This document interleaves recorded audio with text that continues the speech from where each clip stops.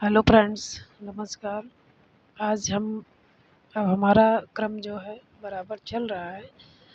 कहानी पर हमने सब करा दिया। कहानी पर 153 प्रश्नोत्तरी भी करा दी। अब इसके बाद हम निबंध का अच्छे से रिवीजन कराएंगे और उस पर प्रश्नोत्तरी लेके आएंगे। तो निबंध 2-3 दिन में हम कंप्लीट करवा देंगे। आज कुछ ले लिए हैं और कल उसके बाद हम आपके लिए फिर निबंध पर प्रश्नोत्तरी लेके आएंगे। हम आपको इसको अच्छी तरह से तैयार करा देंगे। बस आप लोग मन लगाकर पढ़ते रहिए और जो है चैनल को जो है सब्सक्राइब और लाइक कर दीजिए। तो चलिए, एग्ज़ाम क्रैक्स विद प्रतिमा में आप सबका स्वागत है। चलिए देखते हैं, आज है हिंदी निबंध का विकास। सबसे पहले हम भारतीय हिंदी को देखेंगे। यूरोप में निबंध साहित्य का जनक किसे माना जाता है? फ्रेंच विद्वान मानतेन को। यानी निबंध साहित्य का जनक किसे माना जाता है? तो निबंध साहित्य के जनक कौन है? मानतेन। ये कहाँ के थे? फ्रेंच विद्वान, फ्रांस के थे। तो निबंध साहित्य का जनक किसे माना जाता है? मानतेन को। बहुत इंपॉर्टेंट क्वेश्चन है कि निबंध साहित्य का जनक किसे माना जाता है? मानतेन। मानतेन थे कहाँ के? फ्रेंच विद्वान थे।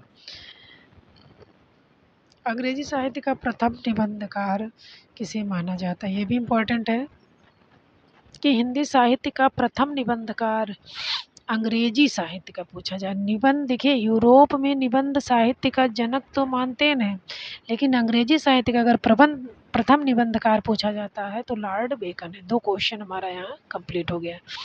अब इसके बाद है, देखिए अब हिंदी पर प्रथम कौन है और कौन किसको माना है? तो हिंदी का प्रथम निबंधकार एवं प्रस्तोता। तो प्रथम निबंधकार शुक्ल जी किसे मानते हैं? भारतेंद्र हरिश्चंद्र को। शुक्ल जी किसे मानते हैं? भारतेंद्र हरिश्चंद्र को। और बालकृष्ण भट्ट को कौन मानता है प्रथम निबंधकार? वार्ष्णेय। अब इसमें देखिए, थोड़ा सा देखिए, इसमें भी ये सा है और इसमें भी सा है। इस तरह देखिएगा तो समझ में आ जाएगा। तो जैसे मान लीजिए ऑप्शन में रहेगा कि किसने बालकृष्ण भट्ट को हिंदी का प्रथम निबंधकार माना है, तो इसमें भी ये है, इसमें भी ये है, तो आप तुरंत जान जाएंगे लक्ष्मी सागर वार्ष्णेय। और शिव प्रसाद सितारे हिंद को किसने माना है? तो गणपति चंद्र गुप्त ने। शिव को किसने माना? शिव के पुत्र गणपति ने। शिव को किसने माना प्रथम निबंधकार? तो गणपति ने। और इन्होंने और सदासुख लाल किसने माना? विश्वनाथ सदासुख लाल किसने माना है? विश्वनाथ ने, सदासुख लाल। विश्व के नाथ सबको क्या करते हैं? सदा सुखी करते हैं। विश्व के नाथ सबको क्या करते हैं? सदा सुखी करते हैं। तो हिंदी प्रथम यानी शुक्ल जी किसे मानते हैं? भारतेंद्र हरिश्चंद्र को मानते हैं। लक्ष्मी सागर वार्ष्णेय कृष्ण को मानते हैं, बाल कृष्ण को। देखिए, इसमें भी अड़ा, इसमें भी आधा अड़ा। और गणपति चंद्र गुप्त किसे मानते हैं? शिव को। गणपति चंद्र शिव को, यानी शिव प्रसाद सितारे हिंद। और बाबा विश्वनाथ क्या करते हैं? सदा सबको क्या करते हैं? सुखी करते हैं। तो सदा सुखलाल। और सदा सुखलाल ने क्या लिखा? 1840 में सुर असुर का निर्णय लिखा है। ये इम्पॉर्टेंट है, ये बहुत इम्पॉर्टेंट है। तो सदा सुखलाल ने क्या लिखा है? 1839 में राजा भोज का सपना शिव प्रसाद ने लिखा, और 40 में सुर असुर निर्णय लिखा। किसने लिखा? सदा सुख लाल ने। अब देखिए, अन्य सभी विद्वानों ने सर्वसम्मति से भारतेंद्र हरिश्चंद्र को ही हिंदी निबंध का जनक माना है। अब अगर पूछा जाए सिर्फ कि हिंदी निबंध का जनक कौन है, तो हम बताएंगे। अगर किसी के अनुसार नहीं पूछा जाता तो हम जो है भारतेंद्र हरिश्चंद्र को ही बताएंगे, क्योंकि सर्वमान्य यही है। तो भारतेंद्र हरिश्चंद्र को हिंदी निबंध का जनक माना जाता है। तो अगर पूछा जाता है कि हिंदी निबंध का जनक किसे माना जाता है, तो भारतेंदु हरिश्चंद्र को। भारतेंदु के विद्या गुरु कौन थे? तो राजा शिव प्रसाद सितारे हिंद थे। मान लीजिए क्वेश्चन पूछा जाए कि भारतेंदु के विद्या गुरु कौन है, तो शिव प्रसाद सितारे हिंद है। भारतेंदु के संबंध में डॉक्टर रामस्वरूप चतुर्वेदी ने लिखा है कि कविता में उनका संस्कार है, गद्य में विचार। बहुत इंपॉर्टेंट है। कविता में भारतेंदु जी के बारे में लिखा है कि कविता में उनका संस्कार है, यानी भारतेंदु जी का संस्कार कविता में है। और गद्य, जब मतलब स्वरूप चतुर्वेदी जी कहते हैं कि कविता में उन्होंने संस्कार डाला है और गद्य में भारतेंदु जी ने अपना विचार डाला है। किसने कहा? राम स्वरूप चतुर्वेदी ने। किसको कहा? भारतेंदु हरिश्चंद्र को। आशा करती हूँ कि आप लोगों के समझ में आ गया होगा। अब देखिए भारतेंदु हरिश्चंद्र के प्रमुख निबंध हैं जो कि बहुत इंपॉर्टेंट है। भारतेंदु हरिश्चंद्र के बहुत ही इंपॉर्टेंट हैं, तो इनको हमें अच्छे से पढ़ लेना है।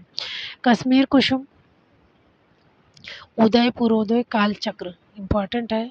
बादशाह दर्पण, लेबी प्राण लेबी, तदीय सर्वस्व, जातीय संगीत सब इम्पॉर्टेंट है। नाटकों का इतिहास, बैद्यनाथ की यात्रा, स्वर्ग में विचार सभा का अधिवेशन इम्पॉर्टेंट है। जाति विवेचनी सभा, पांचवें पैगंबर चूसा को माना है इन्होंने। अंग्रेज का स्त्रोत, कंकड़ स्त्रोत, वैष्णवता और भारतवर्ष, हिंदी भाषा, सूर्योदय, एक अद्भुत अपूर्व स्वप्न, भ्रूण हत्या, रामायण का समय, काशी, मणिकर्णिका, अंग्रेजों में हिंदुस्तानियों का जी क्यों नहीं मिलता, संगीत सार, नाटक, ईश्वर बड़ा विलक्षण है, भारतवर्ष की उन्नत कैसे हो सकती है। देखिए ये सब इम्पॉर्टेंट है। तो भारतेंदु हरिश्चंद्र ने कश्मीर में कुसुम लगाए। क्या किए? कश्मीर में कुसुम लगाया। काल का चक्र बताया, कश्मीर में कुसुम लगाया, काल का चक्र बताया। बादशाह को दर्पण दिया, कश्मीर में कुसुम लगाया, काल का चक्र बताया, बादशाह को दर्पण दिया और कहा प्राण लेगी, तदीय सर्वस्व बताया, तदीय यानी अपना सर्वस्व बताया। जातीय संगीत गाया, नाटकों का इतिहास, बैद्यनाथ की यात्रा की, नाटकों के बारे में लिखा, नाटकों का इतिहास लिखा। स्वर्ग में इन्होंने सभा का अधिवेशन किया, स्वर्ग में विचार सभा का अधिवेशन, ये व्यंग परक है तो इन्होंने व्यंग परक लिखा। जाति विवेचनी सभा लिखी। पांचवें पैगंबर के बारे में लिखा। अंग्रेजों का स्त्रोत लिखा, अंग्रेज स्त्रोत लिखा, कंकड़ स्त्रोत, दो स्त्रोत लिखा। वैष्णवता और भारतवर्ष, हिंदी भाषा इम्पॉर्टेंट है। सूर्योदय लिखा, हिंदी भाषा के बारे में लिखा। एक अद्भुत अपूर्व स्वप्न लिखा। भ्रूण हत्या, रामायण का समय, काशी, मणिकर्णिका इम्पॉर्टेंट है। अंग्रेजों से हिंदुस्तानियों का जो क्यों नहीं जी क्यों नहीं मिलता, संगीत सार इम्पॉर्टेंट है। ईश्वर बड़ा विलक्षण है, ये भी व्यंग है, नहीं ये भाव परक है। भारतवर्ष की उन्नति कैसे हो सकती है, बहुत इम्पॉर्टेंट है। ये तो जो है भी पाठ में पढ़ाया भी गया है। तो भारतेंदु के बहुत इम्पॉर्टेंट निबंध हैं। उसके बाद भारतेंदु की सूक्तियाँ भी आती हैं जो कि हैं मुसलमानी राज हैजे का रोग है और अंग्रेजी छई। यानी भारतेंदु ने मुसलमानों को क्या कहा है, ये हैजा है और अंग्रेज क्या है, छई यानी कोड़ है। तो भारतेंदु ने मुसलमानों को हैजा कहा और अंग्रेजों को छय कहा। बागवा आया गुलसिता में सैयद आया, बागवा में आया गुलसिता में कि सैयद आया, जो कोई आया मेरी जान का जल्लाद आया। बादशाह दर्पण में लिखा है इन्होंने।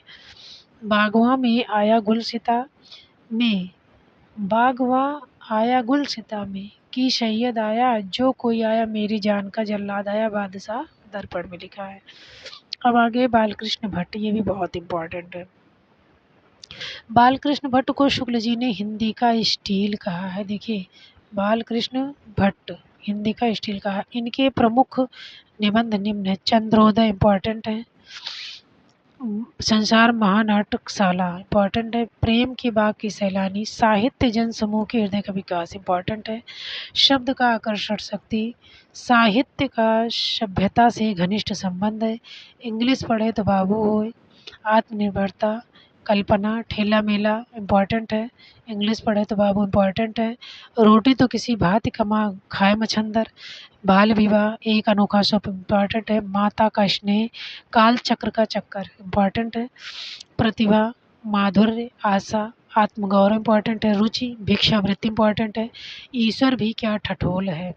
तो बालकृष्ण भट्ट के जितने निबंध हैं, संसार महानाटकशाला है, प्रेम के बाग में सैलानी है, साहित्य जन समूह के हृदय का विकास है, शब्द प्रेम बालकृष्ण भट्ट के शब्द में आकर्षण था, साहित्य जनता से साहित्य का सभ्यता से घनिष्ठ संबंध है, बालकृष्ण भट्ट ने भी बताया। अब बालकृष्ण ने कहा जो इंग्लिश पढ़ेगा वही बाबू होगा, आत्मनिर्भरता होनी चाहिए, कल्पना होनी चाहिए, मेला और ठेला, रोटी तो किसी भांति कमा खाए मच्छंदर, रोटी तो मच्छंदर भी कमा सकता है। बाल विवाह पर बालकृष्ण भट्ट ने कहा, एक अनोखा स्वप्न बताया, माता का स्नेह बताया, काल चक्र का चक्कर बताया, ये काल चक्र का चक्कर कैसे होता है, प्रतिभा, माधुर्य, आशा, आत्मगौरव, भिक्षावृत्ति बताई, ईश्वर भी क्या ठठोल है, स्त्रियां और उनकी शिक्षा, हमारे नए सुशिक्षितों में परिवर्तन। हिंदी में मनोविकार संबंधी निबंध का सूत्रपात किसने किया? बहुत इम्पोर्टेंट। हिंदी में मनोविकार संबंधी निबंध को शुरू किसने किया, न्यू किसने डाली? तो बालकृष्ण भट्ट ने। हिंदी में मनोविकार संबंधी निबंध का सूत्रपात किसने किया? बालकृष्ण भट्ट ने। प्रताप नारायण मिश्र को शुक्ल जी ने हिंदी का एडिशन कहा है। देखिए किसको? बालकृष्ण भट्ट को हिंदी में मनोविकार संबंधी निबंध का सूत्रपात बालकृष्ण भट्ट ने किया।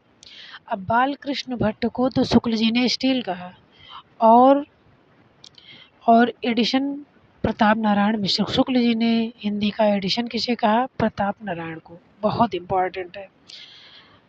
अब प्रताप नारायण मिश्र के प्रमुख निबंध हैं धोखा दिया, दांत, बालक, वृद्ध, आप, बात, खुशामद, सब इम्पोर्टेंट है। भाव है, नारी है, मनोयोग है, मुंछ है, परीक्षा है, समझदार की मौत है, हा दा, नास्तिक, टेढ़ जान, शंका सब काहू, होली है अथवा होरी, ईश्वर की मूर्ति, घोड़े का लत्ता बीने, जुआ, सोने का डंडा, कनातन के डोल बांधे, अपव्यय, वृद्ध दान। प्रताप नारायण मिश्र का है धोखा, दांत, बालक, वृद्ध, आप, बात, खुशामद, भव, नारी, मनोयोग, मुच्छ, परीक्षा, समझदार की मौत, हा दा, नास्तिक, टेढ़ जान, शंका सब काहू, होली है अथवा होरी, ईश्वर की मूर्ति, घोड़े का लत्ता बीने, जुआ, सोने का डंडा, कनातन का ढोल बांधे, अपव्यय, वृद्ध और दान। अब आ गए हमारे बद्री नारायण चौधरी प्रेमघन। ये भी बहुत इम्पोर्टेंट है, जितने आप पढ़ रहे हो इनमें से कुछ छोड़ना ही नहीं, ये बहुत इम्पोर्टेंट है परीक्षाओं की दृष्टि से। कोई भी ऐसी परीक्षा नहीं है कि जिनमें ये लोग ना आए। तो बद्री नारायण चौधरी प्रेमघन के महत्वपूर्ण निबंध कौन कौन से हैं? तो नेशनल कांग्रेस की दुर्दशा, भारतीय प्रजा के दुख की दुहाई और ढिठाई, गवर्नमेंट की कड़ाई, बनारस का बुढ़वा मंगल। नेशनल कांग्रेस की दुर्दशा है, प्रेमघन का है, बनारस का बुढ़वा मंगल इंपॉर्टेंट है, दिल्ली दरबार में मित्र मंडली के यार। तो बद्रीनारायण चौधरी प्रेमघन का है नेशनल कांग्रेस की दुर्दशा, भारतीय प्रजा के दुख की दुहाई और ढिठाई, बनारस का बुढ़वा मंगल, दिल्ली दरबार में मित्र मंडली के यार। शुक्ल ने लिखा है कि ये गद्य रचना को एक कला के रूप में ग्रहण करने वाले, कलम की कारीगरी समझने वाले लेखक हैं। बहुत इम्पोर्टेंट है। तो कलम की कारीगरी किसके अंदर है? प्रेमघन के अंदर। कलम की कारीगरी किसके अंदर है? प्रेमघन के अंदर। तो किसने कहा? शुक्ल जी ने कहा कि कलम की कारीगरी किसके अंदर है? प्रेमघन के अंदर। ये पूछा जाता है भाई। अब देखिए ये भी बहुत इम्पोर्टेंट है। भारतेंदु के निबंधकार लाला श्रीनिवास दास ने लिखी भारत खंड की समृद्धि और सदा आचरण। लाला श्रीनिवास दास के अंदर क्या थी? ये निवास करते थे, लाला श्रीनिवास दास जहाँ निवास करते थे यानी भारत में, तो भारत खंड जो है समृद्ध था और सदा आचरण था। राधा चरण ने यमलोक किया था। राधा जी के चरण कहाँ पड़े? यमलोक में। तो इन्होंने यात्रा कर डाली। और मोहनलाल बिशुलाल पांडे, हम लोगों की वृद्धि किस रीत से होगी? बंधुत्व किसे कहते हैं? खुशामद। मोहनलाल बिशुलाल पांडे ने पूछा कि हम लोगों की वृद्धि किस रीति से होगी? बंधुत्व किसे कहते हैं? खुशामद। खुशामद इम्पॉर्टेंट है। अब ये तो रहे भारतेंदु। अब आ गए हम द्विवेदी युग में। द्विवेदी युग बहुत इम्पॉर्टेंट है। हिंदी निबंध के प्रारंभिक और अनगढ़ रूप को आचार्य शुक्ल ने गद्य प्रबंध कहा है।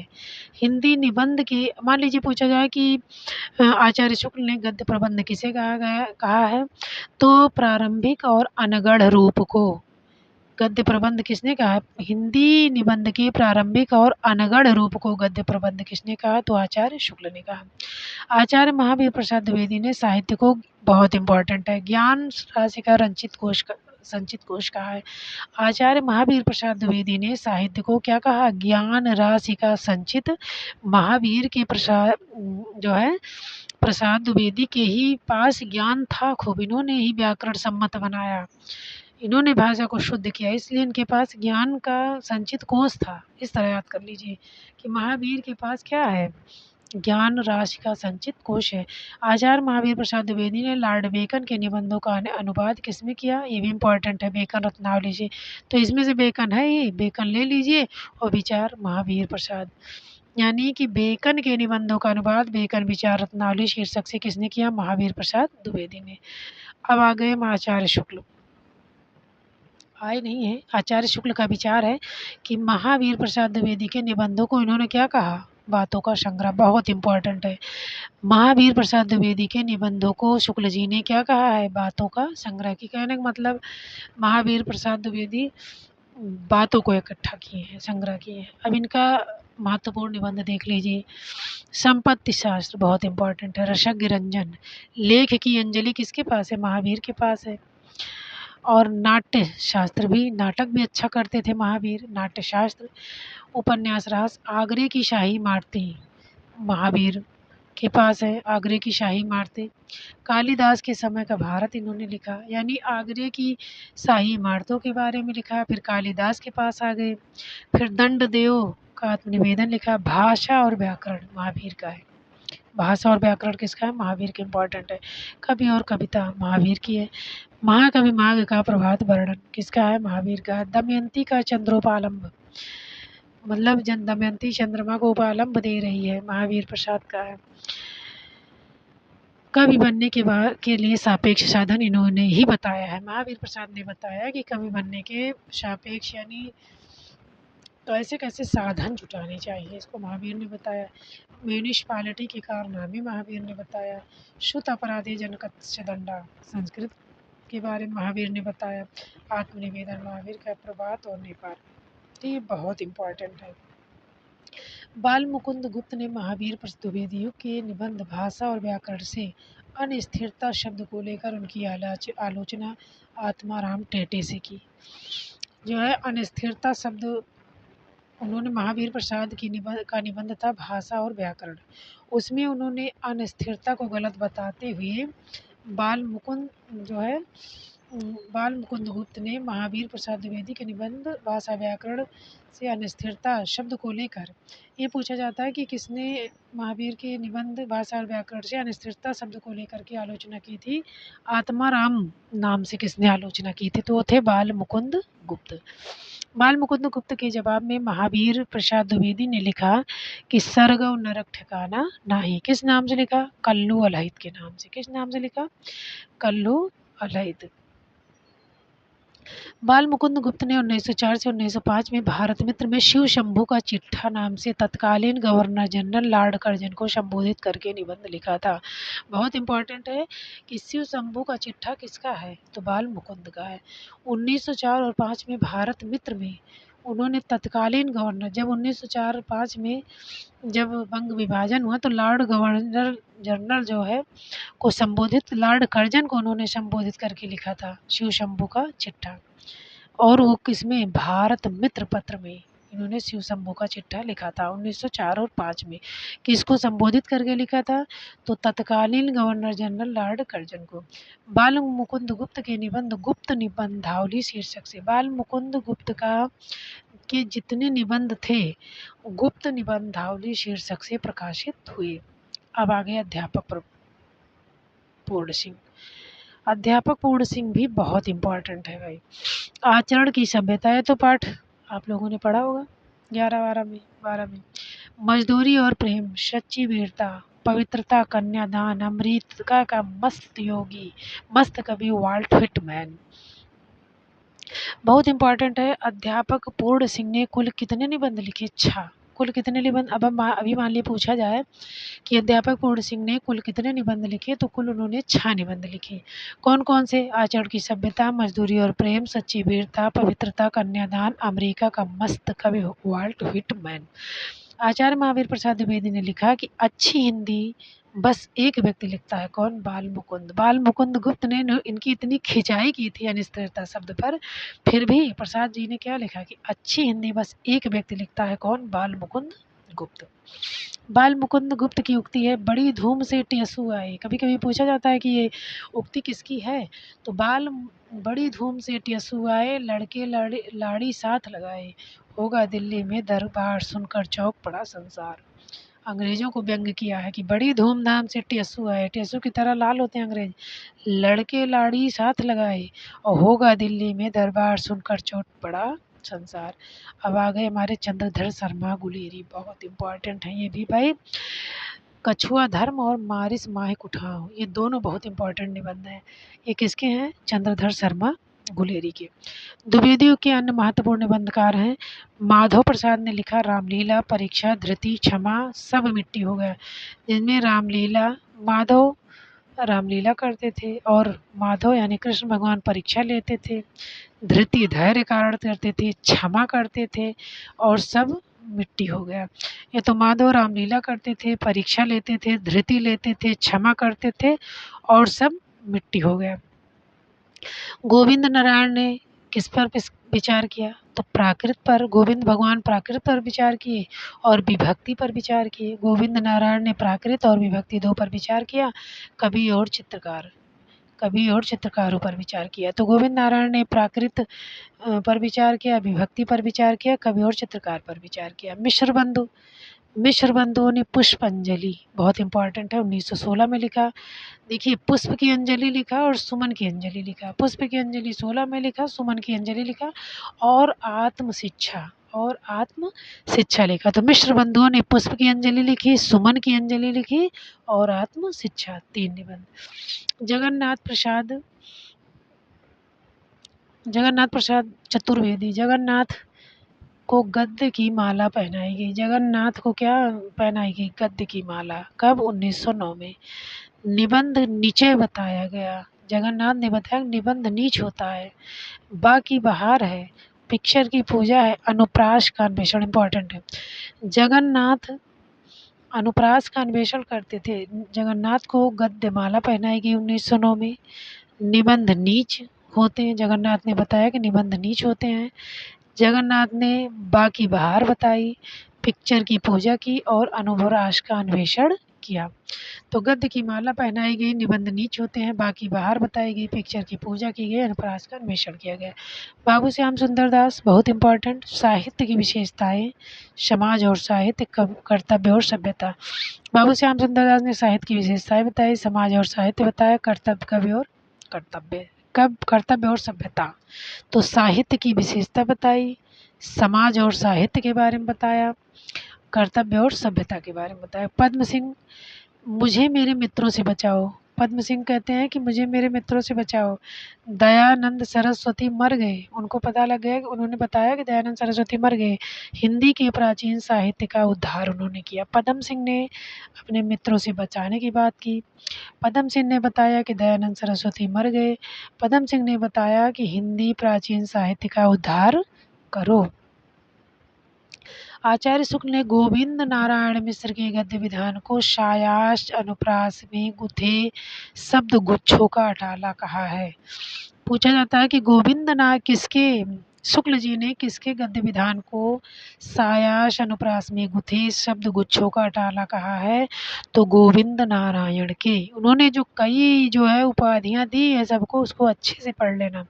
गोविंद नारायण मिश्र ने महावीर और बाल मुकुंद के बीच अनिस्थिरता शब्द को लेकर चलने वाले विवाद में आत्मा राम की टेटे निबंध से द्विवेदी जी का पक्ष देखिए। बाल मुकुंद गुप्त ने जो अनिस्थिरता शब्द को लेकर के उनकी बालकृष्ण भट्ट की खिंचाई कर रहे, आत्माराम नाम से खिंचाई कर रहे थे, तो गोविंद नारायण ने द्विवेदी जी का पक्ष लेते हुए उन्हें कहा, आत्माराम की टेटे निबंध लिखा कि क्यों टेटे कर रहे हो फालतू में। शुक्ल युग, अब आ गया हमारा शुक्ल युग। तो आचार्य शुक्ल ने लिखा है कि यदि गद्य कवियों या लेखों की कसौटी है तो निबंध गद्य की बहुत इंपॉर्टेंट है। भाषा की पूर्ण शक्ति का विकास निबंधों से सबसे अधिक संभव है।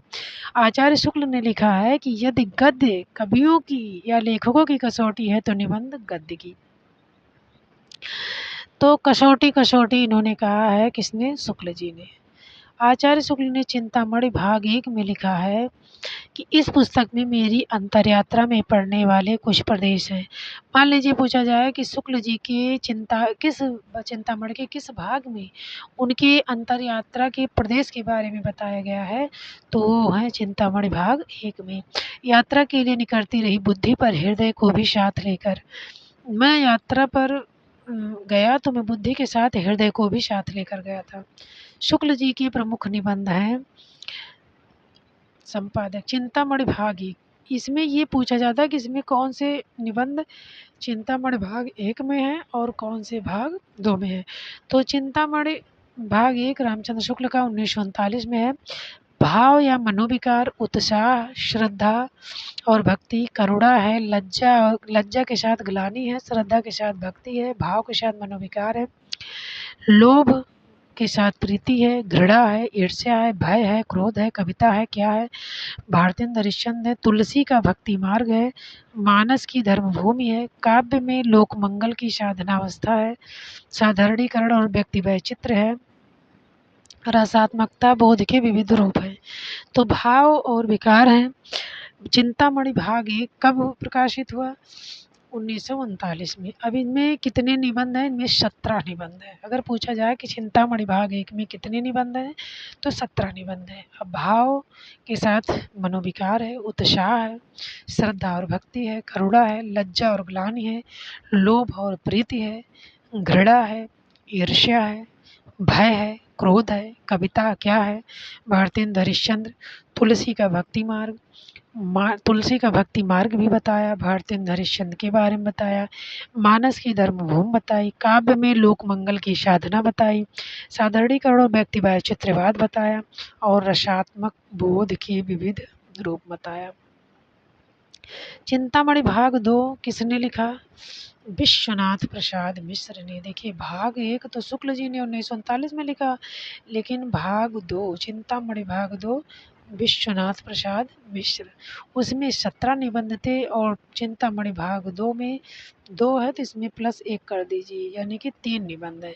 तो काव्य में प्रकृति का दृश्य बताया गया है, रहस्यवाद बताया गया है, अभिव्यंजनावाद बताया गया है। तो विश्वनाथ चिंतामणि भाग 2 विश्वनाथ 45-39 में शुक्ल जी का प्रथम, शुक्ल जी ने जो है इसका संपादन किया था, यानी संपादक थे, फिर शुक्ल जी ना रहे होंगे। तो विश्व चिंतामणि भाग 2 बाबा विश्वनाथ मिश्र ने 1945 में 3 निबंध लेकर इसका संपादन किया। एक तो प्रकृति दृश्य है, दूसरा रहस्यवाद है, तीसरा अभिव्यंजनावाद है। यानी काव्य में प्रकृति दृश्य, दूसरे में है रहस्यवाद है, अभिव्यंजन, 3 है केवल। चिंतामणि भाग 3 नामोर का है। चिंतामणि भाग 3 किसका है? नामोर का। कब लिखा गया? अब इसी भाग 3 के आगे 8 लगा दीजिए, 1983 में। चिंतामणि भाग 3 नामोर। चिंतामणि में 4 कुसुम चतुर्वेदी हैं, ओम प्रकाश, 2 लोग हैं 4 में, तो कुसुम है और ओम प्रकाश है। तो 1902 से 39 तक जो प्रकाशित निबंध हैं 47, उन्होंने उसको, यानी कि 1902 से 43 तक जो प्रकाशित निबंध थे उनको सबको संकलित कर दिया। तो पहला जो है चिंतामणि भाग में 17 निबंध हैं, जो कि 1939 में, इसके संपादक शुक्ल जी हैं। चिंतामणि भाग 2 में 3 निबंध हैं, विश्वनाथ प्रसाद ने मिश्र ने 1945 में प्रकाशित किया। चिंतामणि भाग 3 में निबंध नहीं है, 1983 में नामोर सिंह ने। चिंतामणि भाग 3 नामोर सिंह 1983 में। चिंतामणि भाग कुसुम और ओम प्रकाश, जो कि इन्होंने 1902 से जितने निबंध थे 39 तक, 1939 तक, जब तक शुक्ल जी रहे हैं तब तक के 47 निबंधों को संकलित, 2 से 39 तक सभी प्रकाशित निबंधों को संकलित कर दिया। आचार्य शुक्ल का चिंतामणि भाग 1 प्रथमता विचार विधि नाम से सन 1930 में प्रकाशित हुआ। आचार्य शुक्ल का चिंतामणि का भाग 1 जो था वो किस नाम से प्रकाशित हुआ? विचार विधि से। कब? 1930 में।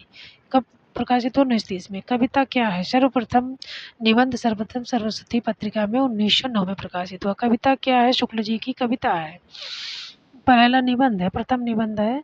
सबसे पहले किसमें प्रकाशित हुआ? सरस्वती पर। अभी मान लीजिए पूछा जाए कि कविता क्या है? निबंध सर्वप्रथम किस पत्रिका में प्रकाशित हुआ? तो कविता क्या है? निबंध सर्वप्रथम सरस्वती पत्रिका में प्रकाशित हुआ। कब? 1909 में। अब आचार्य शुक्ल के प्रमुख कथन कौन कौन से हैं? ये पूछा जाता है कि कौन सा शुक्ल जी का है, कौन सा नहीं है। तो श्रद्धा और प्रेम की योग का नाम भक्ति है। श्रद्धा और प्रेम को इन्होंने जोड़कर क्या कहा कि यही भक्ति है। श्रद्धा का व्यापार विस्तृत है और प्रेम का एकांत। प्रेम में घनत्व अधिक है, श्रद्धा में विस्तार है। यानी कहने का मतलब श्रद्धा बड़ा है और प्रेम भारी है। प्रेम में घनत्व है, प्रेम में एकांत है। लोभ समयोन्मुख होता है, प्रेम विशेष होता है। यानी लोभ समय की तरफ मुड़ जाए, सामान्य यानी कि नॉर्मल होता है लोभ, और प्रेम विशेष होता है। प्रेम को इन्होंने विशेष बताया है, लोभ को सामान्य बताया। करुणाशील और सात्विकता का संस्थापक भाव है। करुणाशील और सात्विकता का संस्थापक भाव है। सामाजिक जीवन की स्थिति और पुष्टि के लिए करुणा का प्रसार आवश्यक है। यानी कह रहे हैं कि सामाजिक जीवन की स्थिति और पुष्टि के लिए करुणा बहुत ज़रूरी है। अगर आदमी में करुणा नहीं होगी तो सामाजिक जीवन की स्थिति और पुष्टि नहीं हो सकती। ये बहुत इम्पोर्टेंट है। बैर क्रोध का अचार या मुरब्बा है। इन जितने सूक्त दी गई हैं इनको खूब अच्छे से रट लेना, क्योंकि ये एक दो लाइन जैसे पूछ करके पूछा था किसका है, और ये तो बहुत इम्पोर्टेंट है। बैर क्रोध और अचार का मुरब्बा है। इसके बाद जो है देख लीजिए हरि संकल्पिता 1986 विवेचनात्मक गद्य। हरिभाव का है। हरिभाव उपाध्याय। स्वागत, हरिभाव ने स्वागत किया, मनन किया, बुदबुदाए, जीवन को सिद्ध किया, अंतर्ज्योति जलाई, अंतर्बल, सदाचार, धर्म और नीति। हरिभाव ने स्वागत किया, मनन किया, बुदबुदाया, जीवन की सिद्धि बताई, अंतर्ज्योति जगाई, अंतर्बल, सदाचार और धर्म और नीति। विशंबरनाथ दुबे जी की चिट्ठी इंपॉर्टेंट है। दुबे जी की डायरी, यानी विशंबरनाथ केवल दुबे जी का चिट्ठी लेकिन दुबे जी का डायरी। जगदीश झा विमल की है तरंगड़ी, इंपॉर्टेंट है। जगदीश झा विमल का है तरंगड़ी जो कि इंपॉर्टेंट है। कृष्णदेव बलदेव वर्मा कबींद्र केशव का ओछा बुंदेलखंड पर्यटन। कृष्ण बलदेव बुंदेलखंड पर्यटन पर गए थे और कबींद्र केशव को ओछा कहा। वियोगी हरि इंपॉर्टेंट है ये। तरंगड़ी, अंतर्नाद, पगली, भावना, ठंडे छींटे, मेरी हिमाकत, यो भी। तो देखिए, तो वियोगी हर में तरंगड़ी और अंतर्नाद। वियोगी हर में तरंग है, अंतर्नाद है, पगली है, भावना है। वियोगी में वियोगी जो होता है वो पागल होता है, उसमें भावना होती है, उसमें ठंडे छींटे नहीं होते। मेरी हिमाकत, यो भी तो देखिए, मेरी हिमाकत यो भी तो देखिए। राहुल सांकृत्यायन ने शब्द साहित्य में निबंध की अवली लिखी, यानी निबंध की पंक्तियाँ लिख डाली। राहुल सांकृत्यायन ने साहित्य निबंध में निबंध की अवली यानी पंक्तियाँ लिख डाली। पीतम्बर दत्त बड़ध्वाल मकरंद। हरिशंकर परसाई ने पिंजरा, इंपॉर्टेंट है। पिंजरा पोल, चिड़ियाघर, मिस पालसी की आत्मकहानी, देविया का दबदबा, बेकार विद्यालय, संपादक जयंत। तो इसमें पिंजरा पोल है, चिड़ियाघर है, मिस पालसी की आत्मकहानी। यानी हरिशंकर परसाई का पिंजरा पोल है, चिड़ियाघर है, मिस पालसी की आत्मकहानी, देवियों का दबदबा, बेकार विद्यालय, संपादक। शिव पूजन सहाय को, ये बहुत इंपॉर्टेंट, वेरी इंपॉर्टेंट। शिव पूजन सहाय को क्या कहा जाता है? भाषा का जादूगर। तो शिव पूजन कभी कभी कहा जाता है कि भाषा का जादूगर किसे कहा जाता है? तो शिव पूजन सहाय को। निराला शिव पूजन सहाय को हिंदी भूषण नाम से संबोधित करते हैं।